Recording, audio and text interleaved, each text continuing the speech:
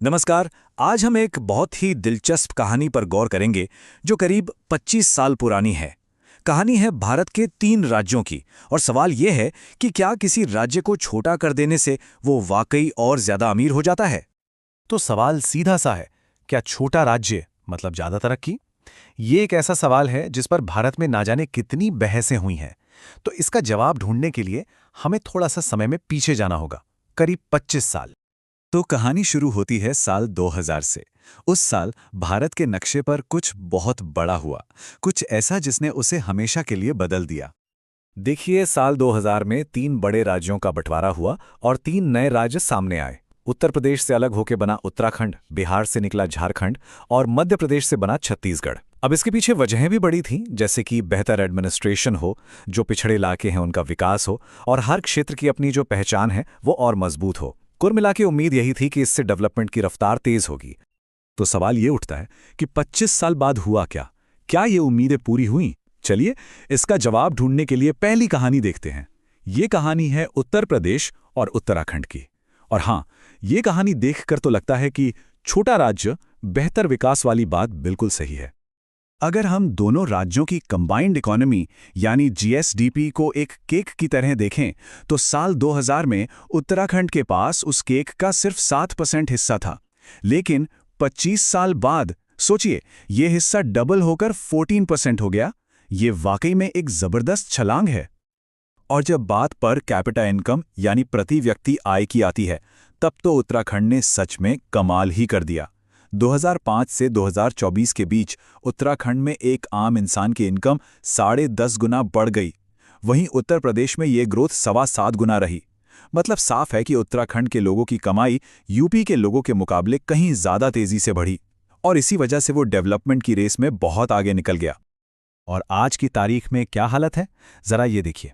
2024 में उत्तराखंड की per capita income है 2.6 लाख रुपए और उत्तर प्रदेश में यह आंकड़ा है करीब 93,000 रुपए।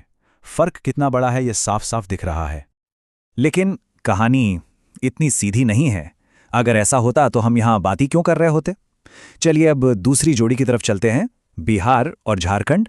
और यहां पर कहानी में एक जबरदस्त ट्विस्ट आता है। यहां तो मामला बिल्कुल उल्टा पड़ गया। साल 2000 में जब झारखंड अलग हुआ तो कंबाइंड इकोनॉमी में उसका हिस्सा 41% था। लेकिन 25 साल बाद यह हिस्सा बढ़ने की जगह घटकर सिर्फ 32% रह गया। और दूसरी तरफ बिहार का हिस्सा 59% से बढ़कर 68% हो गया। कमाल है ना। और ये सिर्फ इकोनॉमी के साइज की बात नहीं है। पर कैपिटा इनकम की ग्रोथ में भी जो पेरेंट स्टेट था यानी बिहार, वो नए राज्य झारखंड से आगे निकल गया। बिहार की इनकम 7.6 गुना बढ़ी, जबकि झारखंड की सिर्फ 5.7 गुना। ये उत्तराखंड वाले केस से एकदम ऑपोजिट है। अच्छा, एक बात माननी पड़ेगी, आज भी झारखंड की पर कैपिटा इनकम बिहार से ज्यादा है, करीब 1.05 लाख रुपया। लेकिन जिस रफ्तार से बिहार ने ग्रोथ की है ना, उसने दोनों के बीच के फासले को बहुत तेजी से कम किया है। तो चलिए अब चलते हैं हमारी तीसरी और आखिरी कहानी की तरफ। ये कहानी है मध्य प्रदेश और छत्तीसगढ़ की, और इनकी कहानी शायद सबसे अलग और स्थिर है। यहां कोई रेस नहीं हुई, किसी ने दूसरे को बहुत ज्यादा पीछे नहीं छोड़ा। इस केस में देखिए, इकोनॉमिक बैलेंस लगभग वैसा का वैसा ही रहा। 25 साल पहले कंबाइंड जीएसडीपी में छत्तीसगढ़ का हिस्सा था 25%। आज कितना है? सिर्फ 27%। मतलब इन 25 सालों में कोई बड़ा फेरबदल हुआ ही नहीं। ये एक बहुत ही स्टेबल तस्वीर है। और यही बराबरी हमें पर कैपिटा इनकम की ग्रोथ में भी दिखती है। मध्य प्रदेश की इनकम 9 गुना बढ़ी तो छत्तीसगढ़ की 8 गुना। देखा, कोई बहुत बड़ा फर्क नहीं है। इससे साफ पता चलता है कि दोनों राज्य लगभग एक ही स्पीड से एक साथ आगे बढ़े। और नतीजा ये है कि आज दोनों राज्य लगभग एक जैसी इकोनॉमिक सिचुएशन में खड़े हैं। छत्तीसगढ़ की पर कैपिटा इनकम है 1.47 लाख रुपए और मध्य प्रदेश की 1.43 लाख रुपए। ये दोनों राज्य सच में हाथ में हाथ डालकर बड़े हुए हैं। तो हमारे पास 3 राज्य हैं और 3 बिल्कुल अलग अलग कहानियां। इससे हमें क्या समझ में आता है? चलिए पूरी पिक्चर को एक साथ जुड़कर देखते हैं। तो हमने क्या देखा? 3 बहुत अलग अलग नतीजे। एक तरफ उत्तराखंड है जो अपने पेरेंट स्टेट से कहीं आगे निकल गया, दूसरी तरफ झारखंड है जो ग्रोथ की रेस में पिछड़ गया, और तीसरा है छत्तीसगढ़ जो अपने पेरेंट स्टेट के साथ साथ ही चला। तो एक बात तो साफ है, सिर्फ राज्यों को बांट देना ही कामयाबी की गारंटी नहीं है।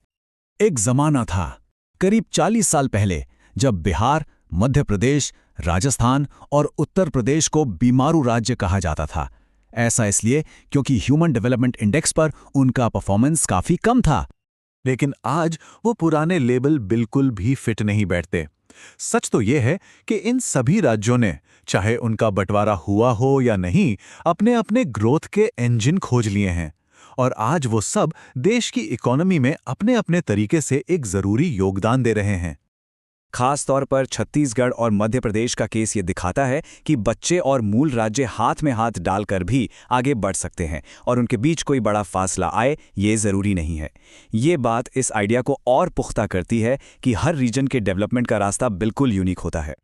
तो आखिर में सवाल क्या बचता है? यही कि अगर सिर्फ नक्शे पर एक लकीर खींच देना तरक्की का कोई मैजिक फॉर्मूला नहीं है, तो फिर किसी भी इलाके के विकास का असली फॉर्मूला क्या है? ये एक ऐसा सवाल है जो हमें सोचने पे मजबूर करता है।